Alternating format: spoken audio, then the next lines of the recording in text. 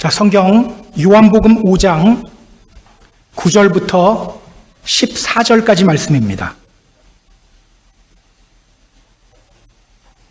요한복음 5장 9절 뒷부분서부터죠. 14절까지 이날은 안식일이니 여기서부터 우리 같이 읽습니다. 자, 우리 함께 읽습니다. 이날은 안식일이니 유대인들이 병 나은 사람에게 이르되 안식일인데 내가 자리를 들고 가는 것이 옳지 아니하니라. 대답하되 나를 낫게 한 그가 자리를 들고 걸어가라 하더라 하니 그들이 묻되 너에게 자리를 들고 걸어가라 한 사람이 누구냐 하되 고침을 받은 사람은 그가 누구인지 알지 못하니 이는 거기 사람이 많음으로 예수께서 이미 피하셨음이라. 그 후에 예수께서 성전에서 그 사람을 만나 이르시되 보라 내가 나았으니 더 심한 것이 생기지 않게 다시는 죄를 범하지 말라 하시니. 아멘. 자, 지난 주일에 우리는요 예수님이 베데스다 연못에서 38년 된 한 병자를 고쳐주시는 장면을 봤어요. 베데스다 무슨 뜻이죠? 자비의 집, 자비의 집이에요. 그런데 여러분, 베데스다가 진정 자비의 집이었나요? 그렇지 않죠. 그곳은 경쟁과 다툼만 있는 곳이었어요. 가장 빨리, 가장 먼저 물에 들어간 한 사람, 그 한 사람만 자비를 받는 곳이었어요. 우리에게 자비 베푸시는 분은 누구십니까? 하나님이죠. 여호와라, 여호와라, 자비롭고 은혜롭고 노하기를 더디하고 인자와 진실이 많은 하나님이라. 우리 하나님이 우리에게 자비 베푸셔요. 우리 모두에게 자비를 베푸십니다. 그러니까 그곳은요 실제 자비의 집이 아니에요. 사람들은 그곳을 자비의 집이라고 부르지만 실제로는 자비의 집이 아니었어요. 그 병자는요 바로 그곳에서 병낫기를 구하며 38년이라는 긴 세월을 허비한 사람이었어요. 그런 그에게 예수님이 오셨죠. 그가 먼저 예수님께 도와달라고 하지 않았어요. 성경은 말하죠. 너희가 나를 택한 것이 아니요 내가 너희를 택하여 세웠다. 예수님이 먼저 그에게 오셨고요. 예수님이 먼저 그를 주목하셨어요. 그를 주목하신 예수님이 그에게 물으셨죠. 너가 낫고자 하느냐? 너가 낫고자 하느냐? 여러분, 예수님이 왜 이 질문하셨죠? 그는 38년 동안 병낫기를 고대하며 살아온 사람이에요. 그런데 주님은 그런 그에게 너 낫고자 하느냐? 너 낫고 싶니? 물어봐요. 예수님이 왜 이렇게 물으셨죠? 예수님의 질문에 대한 그 사람의 대답을 보면 알 수 있죠. 그는 이렇게 대답했어요. 주여, 물이 움직일 때 나를 물에 넣어줄 사람이 없습니다. 내가 가는 동안에 다른 사람들이 먼저 물에 들어갑니다. 내가 낫고자 하느냐? 물으면 예 또는 아멘이라고 해야죠. 그런데 그는 그 쉬운 대답을 하지 못해요. 그의 입에서 다른 말이 나가요. 물이 움직일 때 나를 넣어줄 사람이 없습니다. 내가 가는 동안에 다른 사람들이 먼저 물에 들어갑니다. 그 병자는요, 목적을 잃어버린 채 거기에 있었던 거예요. 예수님은 그런 그를 보시고 그의 목적을 일깨워 주신 겁니다. 그렇게 목적을 일깨워 주신 후에 예수님이 그를 향해 선포하셨죠. 일어나라! 내 자리를 들고 걸어가라! 그러자 그 즉시로 그의 병이 나았습니다. 오늘 본문은요, 이어지는 사건이에요.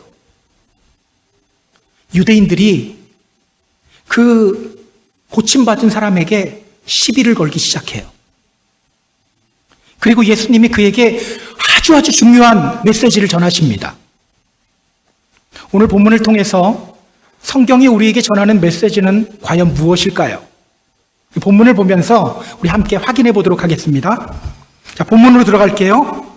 자, 9절 후반부 다시 한번 같이 읽습니다.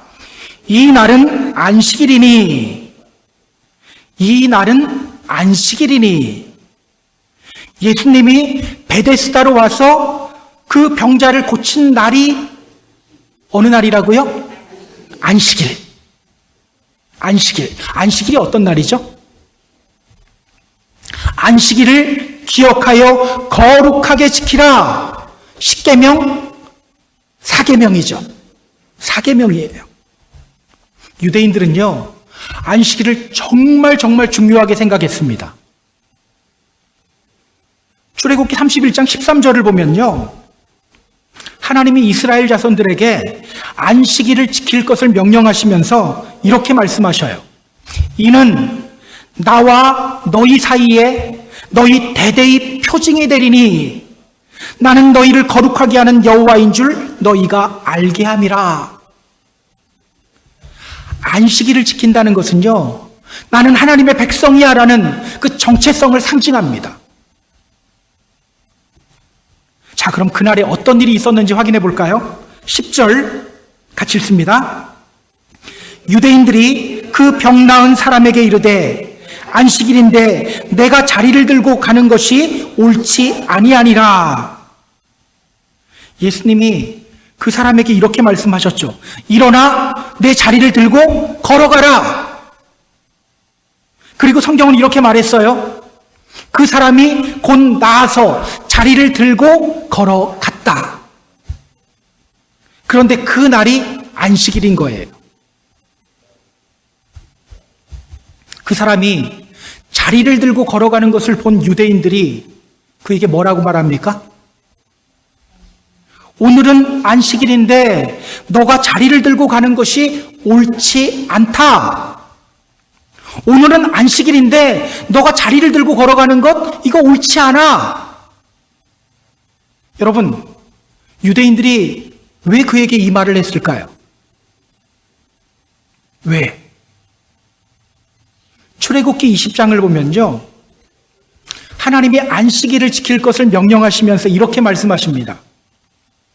엿새 동안은 힘써 내 모든 일을 행할 것이나 일곱째 날은 내 하나님 여호와의 안식일인즉 너나 내 아들이나 너의 딸이나 너의 남종이나 여종이나 너의 가축이나 내 문 안에 머무는 객이라도 아무 일도 하지 말아라.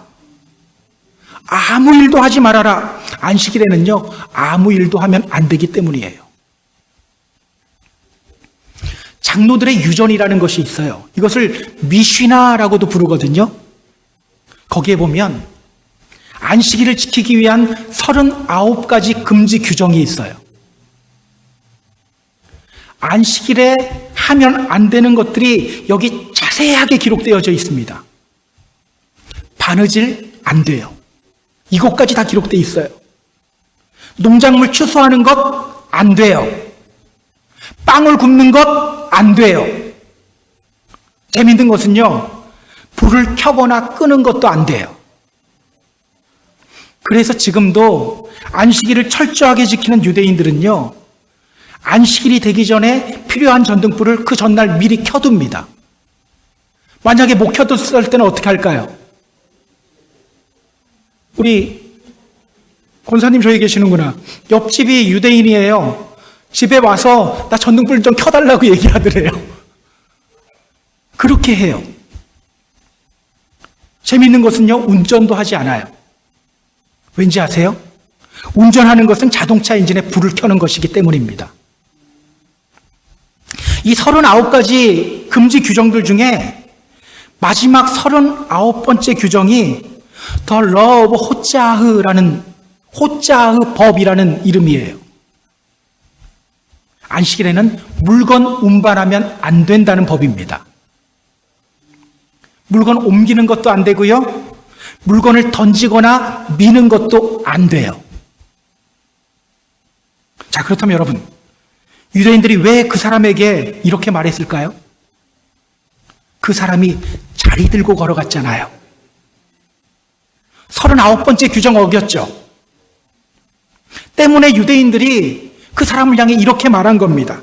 오늘 안식일인데 너가 자리 들고 걸어가는 것, 이거 옳지 않다. 여러분, 가벼운 경고였을까요? 어허, 그러면 안 되지. 이 정도의 경고였을까요? 그렇지 않아요. 출애굽기 31장 14절. 그날을 더럽히는 자는 모두 죽일지며 그날에 일하는 자는 모두 그 백성 중에서 그 생명이 끊어지리라. 안식일을 지키지 않는 사람 보면 뭐 하라고 했습니까? 죽이라고 했어요. 따라서 여러분, 오늘 안식일인데 너가 자리 들고 걸어가는 것이 옳지 않다. 이 말은요, 가벼운 경고가 아니에요. 매우 무거운 고발이에요. 위기죠. 이 사람의 입장에서 보면요, 큰 위기입니다. 지금 그는요, 예수님으로 인해 병고침을 받았는데 돌에 맞아 죽을 위기를 겪게 된 거예요. 자, 목숨의 위협을 느낀 그가 뭐라고 대답하는지 볼까요? 11절 같이 읽습니다. 대답하되 나를 낫게 한 그가 자리를 들고 걸어가라 하더라 하니. 자, 그는요, 자신을 고발하는 유대인들을 향해 이렇게 말합니다. 나를 낫게 한 사람이 자리를 들고 걸어가라고 했습니다. 무슨 뜻입니까? 저 잘못 없는데요? 나를 낫게 한 사람이 시킨 겁니다. 저는 그냥 시키는 대로 한 것뿐입니다. 이런 의미죠. 여러분, 이렇게 말하는 이 사람이 어떻게 보입니까?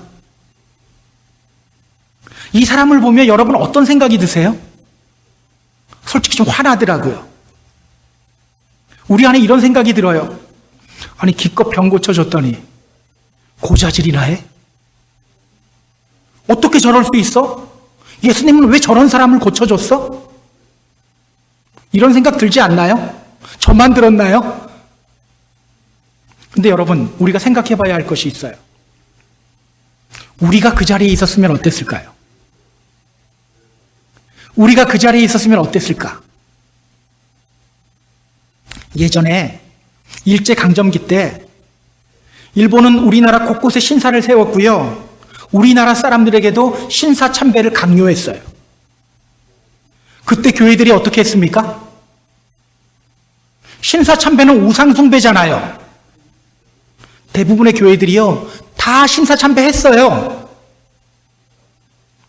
오히려 신사참배를 권면했습니다. 신사참배는 애국적 국가의식이기 때문에 신사참배 장려한다.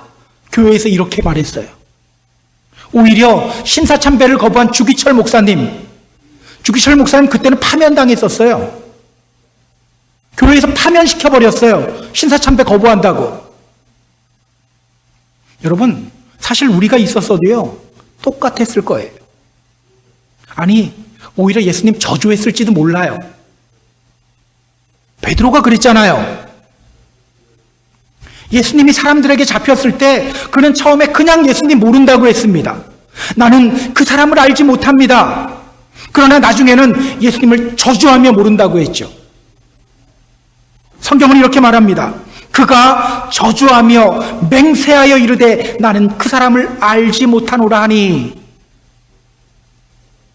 때문에 여러분, 이렇게 말하는 그 사람을 우리가 비난할 수 없어요. 여러분, 그 사람이 유대인들에게 이렇게 말할 거라는 것을 예수님이 몰랐을까요? 당연히 알았죠. 알면서도 그의 병을 고쳐준 거예요. 그렇다면 여러분, 오늘 이 사람의 말, 저는 잘못 없습니다. 나를 낫게 한 사람이 시킨 겁니다. 저는 시키는 대로 한 것뿐입니다. 라고 말하는 이 사람을 보며 우리가 깨달아야 할 것이 뭡니까?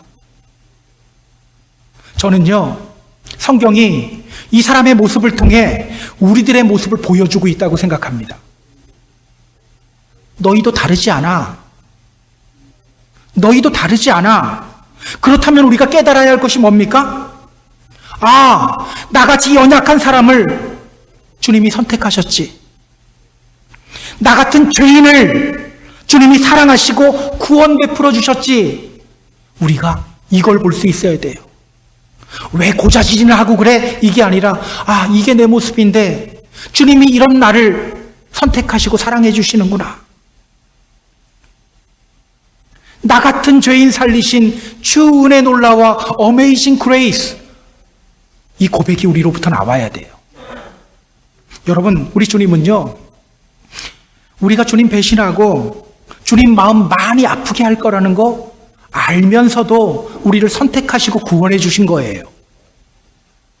그 주님의 선택과 사랑을 늘 가슴에 품고 살아가시는 저와 여러분 되었으면 좋겠어요. 자, 이어서 성경을 볼까요? 자, 12절, 13절 같이 읽습니다.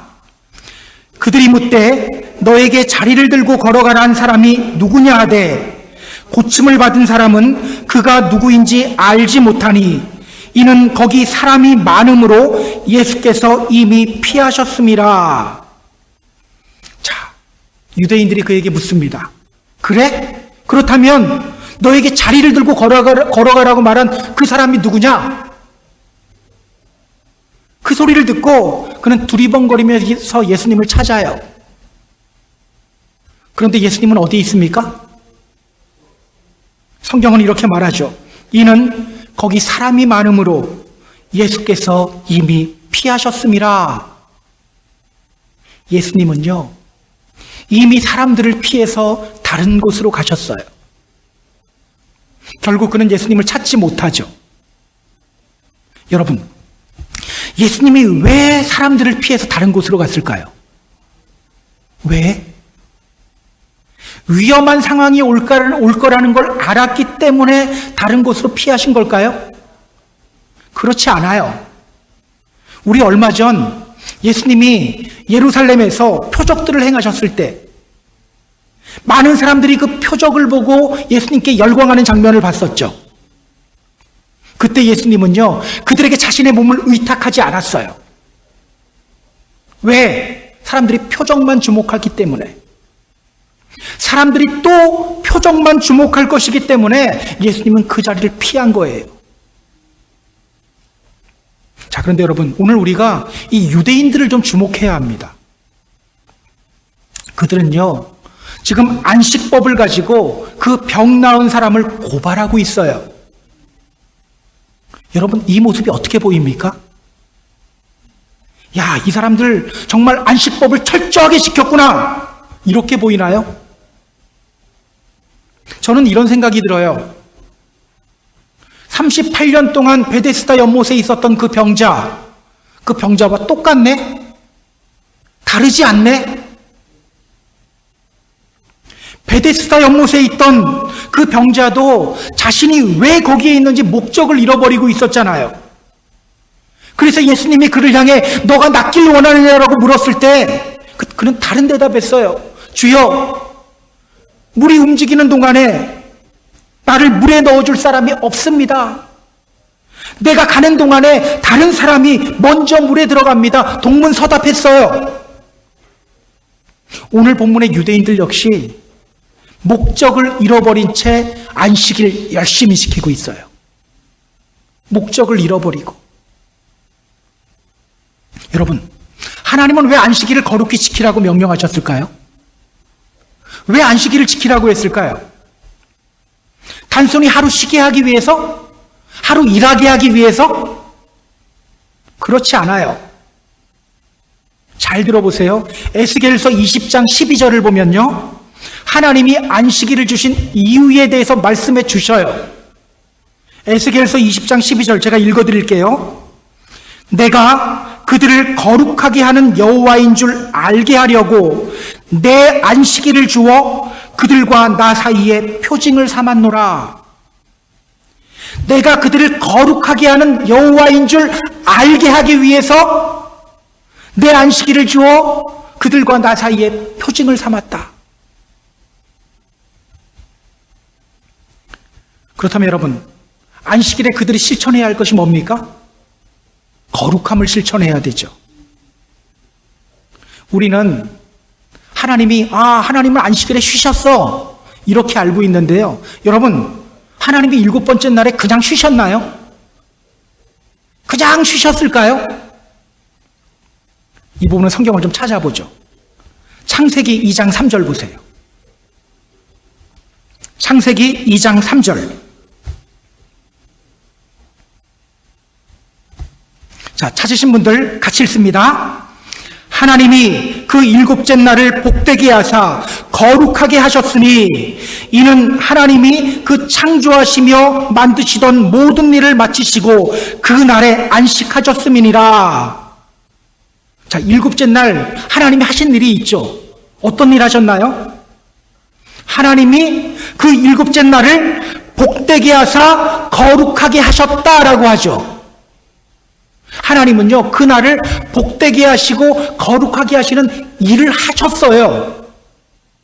그리고 성경은 그것이 바로 하나님이 안식하신 거라고 말하는 거예요. 이게 조금 이해가 안 갈 수도 있는데요. 이 예를 들으면 이해가 갈 것 같아요. 예전에 저는요, 저로서는 도저히 이해가 가지 않는 한 분을 만난 적이 있어요. 저는요, 등산을 그다지 좋아하지 않아요. 왜 그렇게 땀을 뻘뻘 흘리며 산을 올라가는지 이해가 되지 않아요. 그런데 그분은요, 등산을 정말 좋아해요. 휴일은 쉬어야 되잖아요. 근데 그분은 그 황금 같은 휴일에 산을 올라요. 같이 가재요, 저한테. 같이 산을 오르는 저는요, 너무 힘들어요.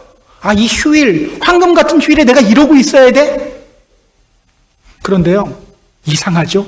등산을 마친 후에 그분이 이렇게 말하는 거예요. 야, 오늘 참 잘 쉬었다. 오늘 참 잘 쉬었다. 저는 이해가 안 가더라고요. 근데 그분은 잘 쉬었다고 말합니다. 똑같아요. 하나님은 안식일에 일하셨어요.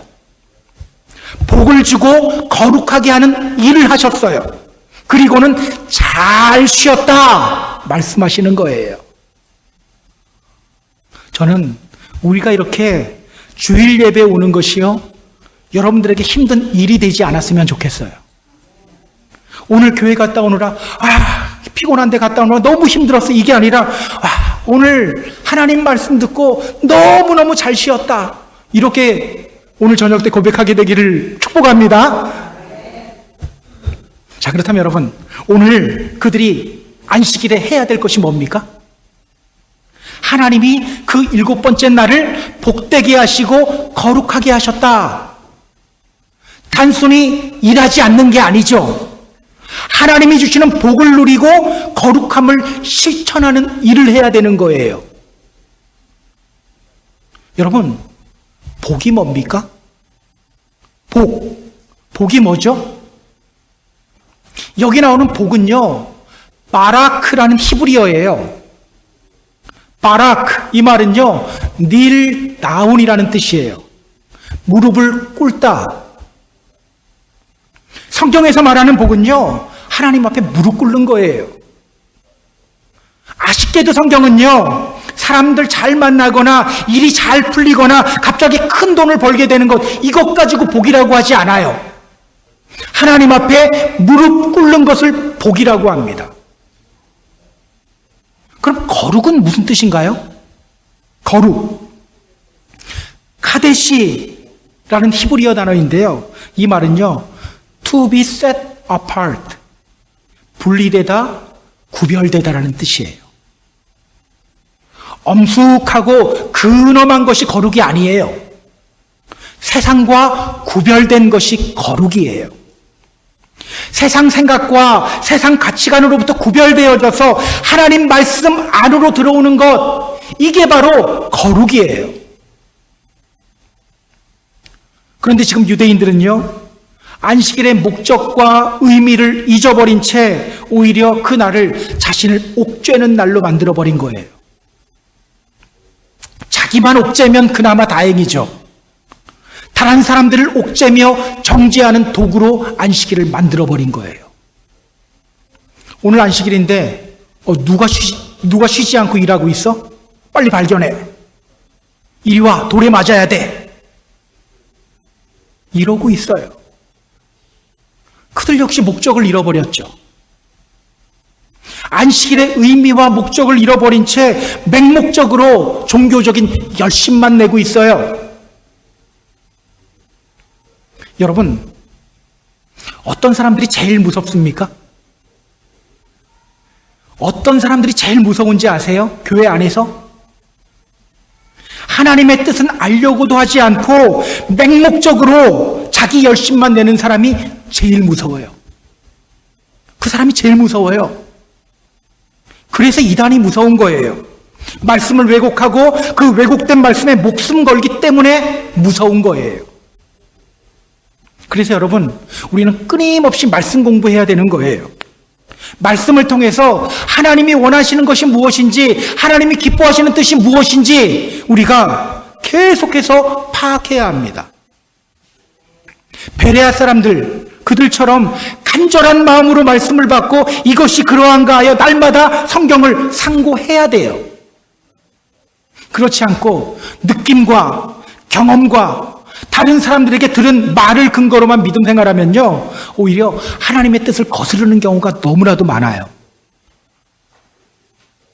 저는 우리 모두가 말씀 속으로 들어가며 하나님의 뜻을 깨달아 알기를 힘쓰는 믿음의 성도님들이 되었으면 좋겠어요. 로마서 12장 2절, 너희는 이 세대를 본받지 말고 오직 마음을 새롭게 함으로 말미암아 변화를 받아 하나님의 선하시고 기뻐하시고 온전하신 뜻이 무엇인지를 분별하도록 하라. 하나님의 선하시고 기뻐하시고 온전하신 뜻이 무엇인지를 분별하도록 하라. 자, 지난 주일에 이어서 다시 한번 우리를 점검했으면 좋겠어요. 이 유대인들의 모습이 오늘 내 모습은 아닌가? 하나님의 뜻에는 관심이 없고 오직 인간적인 욕심과 맹목적인 열심만 내고 있는가? 믿음 생활이 아니라 종교 생활하고 있지는 않은가? 목적을 잃어버린 채 그냥 내달리고만 있지는 않은가? 다시 한번 우리 자신을 돌아봤으면 좋겠어요. 그리고 주님 뜻 안에서 말씀을 통하여 주님의 의도와 계획을 분별하고 그 뜻 위에서 열심을 내는 저와 여러분이 되기를 주님의 이름으로 소망합니다. 자, 계속해서 성경을 볼까요? 14절. 자, 14절 같이 읽습니다. 그 후에 예수께서 성전에서 그 사람을 만나 이르시되 보라, 내가 나았으니 더 심한 것이 생기지 않게 다시는 죄를 범하지 말라 하시니. 자, 이 일이 있고 얼마 후에 예수님이 성전에서 그 사람을 만나요. 성경은 이렇게 말하죠. 그 후에 예수께서 성전에서 그 사람을 만났다. 자, 여러분, 예수님이 성전에 갔다가 우연히 내가 고쳐줬던 사람이네? 이렇게 만났을까요? 그렇지 않아요. 여기에 나오는 만나다라는 단어는요, 휴리스코라는 헬라어 단어예요. 이 단어는요, to find, to search라는 뜻이에요. 찾는 거예요. 목적을 가지고 찾는 거예요. 예수님이 그를 찾으신 거예요. 왜 찾았을까요? 왜? 중요하게 전할 메시지가 있기 때문이에요. 자, 예수님이 그에게 뭐라고 말씀하시는지 보세요. 뭐라고 말씀하시죠? 예, 보라, 내가 나았으니 더 심한 것이 생기지 않게 다시는 죄를 범하지 말라. 보라, 내가 나았으니 더 심한 것이 생기지 않게 다시는 죄를 범하지 말라. 여러분, 이 말이 무슨 뜻일까요? 더 심한 것이 생기지 않게 다시는 죄를 범하지 말라. 이 말이 도대체 무슨 뜻일까요? 그가 앞으로 죄를 범하면 더 심한 병에 걸리게 된다는 걸까요? 물론 그렇게 볼 수도 있어요. 그것이 아니라고 우리가 단정지을 수는 없어요. 왜냐? 성경을 보면요, 죄의 결과로 병이 오는 경우가 많기 때문이에요. 그런데요, 그렇게만 우리가 단정지어버리면 문제가 있어요. 왜냐? 성경 좀 찾아보죠. 요한복음 9장 보세요. 요한복음 9장. 예수님이 제자들과 함께 길을 가실 때 날때부터 맹인된 사람을 봅니다. 그 맹인을 보면서 제자들이 예수님께 이렇게 물어요. 예수님, 이 사람이 맹인으로 태어난 것이 누구의 죄 때문입니까? 자기 죄 때문입니까? 아니면 그 부모 죄 때문입니까? 그때 예수님이 이렇게 대답하셔요. 요한복음 9장 3절 같이 읽습니다. 예수께서 대답하시되 이 사람이나 그 부모의 죄로 인한 것이 아니라 그에게서 하나님이 하시는 일을 나타내고자 하심이라. 이 사람이나 그 사람의 부모 때문에 저 사람이 그렇게 된 거 아니다. 하나님이 이 사람에게 일하려고 하는 거야. 이 말씀을 하신 후에 그 사람의 병을 고쳐주시죠. 만약 우리가 예수님의 이 말씀, 더 심한 것이 생기지 않게 죄를 짓지 말아라, 이 말씀을 단순히 죄를 지으면 더 심한 병에 걸리게 될 거다, 이렇게만 이해하면 문제가 발생해요. 왜 문제가 발생하냐면요, 요한복음 5장 14절을 보면 이렇게 말합니다. 너희 중에 병든 자가 있느냐? 그는 교회의 장로들을 청할 것이요 그들은 주의 이름으로 기름을 바르며 그를 위하여 기도할지니라. 교회 안에서 어떤 성도님 중에 한 분이 사고를 당하거나 병에 들을 때가 있죠. 그러면 그 뭐 하라는 신호라고요? 함께 기도하라는 신호라는 거예요. 함께 기도하라고. 그런데 질병이 죄 때문에 온 거다, 이렇게만 해석을 해버리면요, 뒤에서 이렇게 말해요. 도대체 저 사람이 어떤 죄를 저질렀기에 저런 사고를 당했지? 어떤 죄를 저질렀기에 저런 병에 걸렸지? 함께 기도해야 한다는 하나님의 말씀을 뒤로 하고 다른 것에 집중해버려요. 그렇기 때문에 문제가 되는 거예요. 여러분, 실제로 이런 일들이 교회 안에서 많이 일어납니다. 그러다 보니까 아플 때, 가족 중에 누군가에게 어떤 일이 있었을 때 오픈하기를 꺼려해요. 어쩌다가 교회가 이런 공간이 되어버렸나, 이런 생각이 들 정도예요. 함께 기도해야 되는데 혼자 삭혀요. 함께 기도하라는 신호인데 혼자서 해결하려고 합니다. 저는요, 우리 교회 안에서는 그런 일이 일어나지 않았으면 좋겠어요. 지금까지 모르고 그렇게 했다면 이제부터 안 하면 되는 거예요. 아픈 사람이 있다면 함께 기도하라는 하나님의 시그널로 알고 기도하며 하나 되는데 더욱더 힘쓰는 저와 여러분이 되었으면 좋겠어요. 자, 그렇다면 여러분, 오늘 본문으로 돌아와서 오늘 예수님의 말씀, 더 심한 것이 생기지 않게 다시는 죄를 짓지 말아라, 이 말씀이 무슨 뜻일까? 무슨 뜻일까? 자, 여기서 말하는 더 심한 것, 이걸 주목해야 합니다. 더 심한 것, 이게 뭔지를 알아야 돼요. 여러분, 38년 동안 병들어 있었잖아요. 그것보다 더 심한 것이 있으면 그게 뭘까요? 죽음 아닐까요? 죽음이잖아요. 여기서 말하는 더 심한 것은요, 단순히 육체의 질병을 이야기하는 것이 아닙니다. 마지막 날, 심판의 날에 하나님으로부터 심판받고 둘째 사망으로 들어가게 되는 것, 이게 바로 더 심한 거예요. 그러니까 예수님은요, 이 사람에게 이렇게 말씀하시는 겁니다. 봐라, 너가 낫지 않았느냐? 이제는 영혼의 건강을 위해 살아야 돼. 죄의 자리를 떠나서 나를 믿고 영생 얻어야 돼. 생명 얻어야 돼. 바로 이렇게 말씀하신 거예요. 여러분 기억하세요? 육신의 건강 중요하죠? 그것보다 중요한 것은요, 우리 영혼의 건강이에요. 우리 영혼의 건강입니다. 그래서 여러분, 육신의 질병 때문에 하나님을 저주하거나 거부하는 일이 우리에게 일어나서는 안 돼요. 실제로 많은 분들이 평소 때는 주님 잘 믿다가 육신의 연약함이 오면 주님을 떠나요. 주님을 거부해버려요. 정말 어리석은 행동이에요. 이게 왜 어리석은 행동이냐면 육신의 연약함 때문에 영혼의 건강까지도 포기해버리는 것이기 때문입니다. 저는요, 우리 성도님들 다 건강했으면 좋겠어요. 늘 여러분의 건강을 위해서 매일 기도하고 있어요. 그러나 여러분, 우리가 더 중요하게 매일매일 생각하며 체크하고 관리해야 할 것은 우리 영혼의 건강입니다. 세상은 이렇게 말합니다. 건강한 육체에서 건강한 정신이 나온다. 성경은 반대로 말하죠. 요한 3서 1장 2절, 사랑하는 자여, 내 영혼이 잘됨 같이 너가 범사에 잘되고 강건하기를 내가 간구하노라. 성경은요, 우리의 영혼이 건강해질 때 범사에 잘되고 강건해진다고 말해요. 뭐가 먼저라고 합니까? 영혼의 건강, 이게 먼저라고 말하죠. 자, 성경에 좋은 예가 있습니다.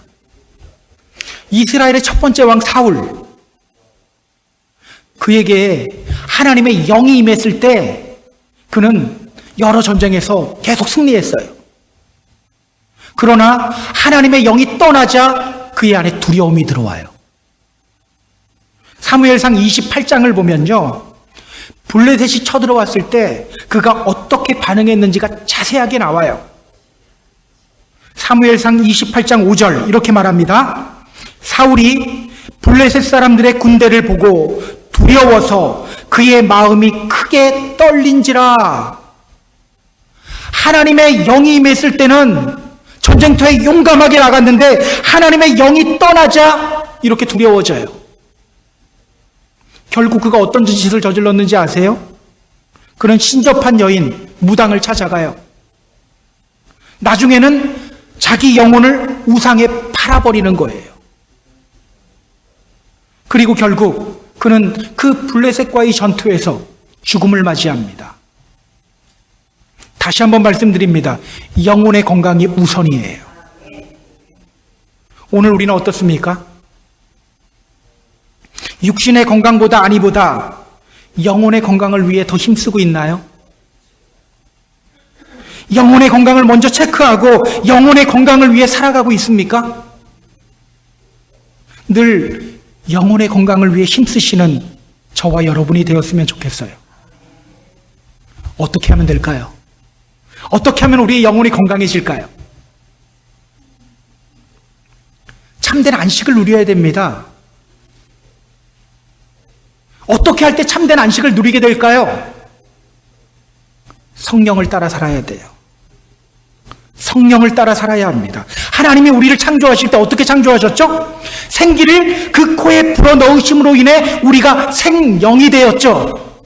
정확히 말하면 하나님의 영을 우리에게 부어 넣어주심으로 말미암아 우리 혼이 살아있게 하셨어요. 따라서 영혼이 건강해지려면요, 성령을 따라 살아야 합니다. 성령님께 민감하게 반응해야 돼요.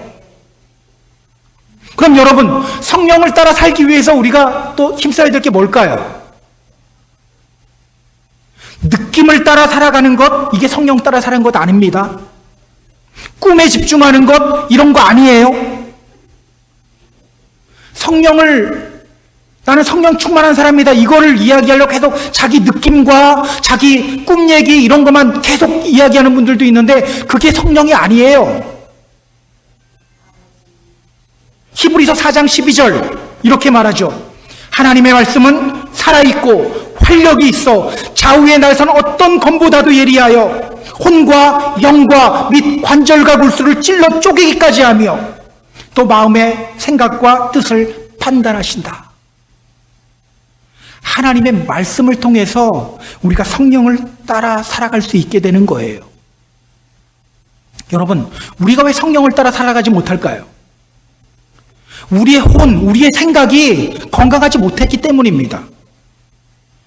그 건강하지 못한 혼으로 우리는 생각하면서 이렇게 말하는 거예요. 그래, 내 느낌이 이상했다니까? 나는 촉이 좋은 사람이라니까?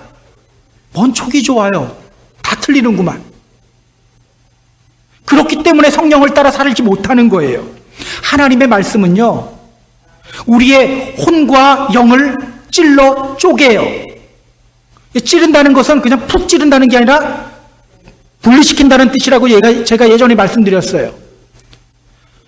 영과 혼은 같이 있어요. 쪼개버려요. 분리시켜버려요.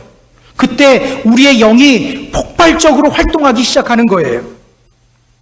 결국 우리가 성령을 따라 살기 위해서는요, 말씀을 가까이 해야 합니다. 끊임없이 말씀 속으로 들어갈 때 우리의 영혼이 건강해져요. 결국 우리의 영혼이 건강해지는 비결은 뭡니까?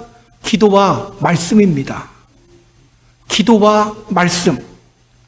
기도와 말씀으로 거룩하여지고 기도와 말씀을 통해 우리의 영혼이 건강해지는 거예요. 그때 범사에도 잘 되고 강건해지는 겁니다. 오늘 여러분의 영혼은 어떻습니까? 건강하신가요? 아멘. 참된 안식을 누리고 있나요? 아멘. 이제 말씀을 정리하도록 할게요. 우리 사랑하는 펜사콜 한인교회 성도 여러분, 저는 오늘 우리가 주님이 주시는 참된 쉼, 참된 안식을 누리는 믿음의 성도님들이 되었으면 좋겠어요. 하나님의 선하시고 기뻐하시는 뜻이 무엇인지를 발견하려는 몸부림 없이 그냥 열심만 내면요, 우리는 안식을 누리지 못해요. 기도와 말씀을 통하여 주님의 뜻을 발견할 때 우리의 영혼이 생명을 얻게 됩니다. 육신의 건강만 챙기지 마세요. 영혼의 건강도 챙기세요. 기도와 말씀을 통해 영혼의 건강을 챙기시기 바랍니다. 그때 우리는 참된 안식을 누리게 됩니다. 참된 쉼을 누리게 됩니다. 더불어 범사에 잘되는 역사도 경험하게 됩니다. 이런 복을 누리는 저와 여러분 되기를 주님의 이름으로 축복합니다. 축복합니다.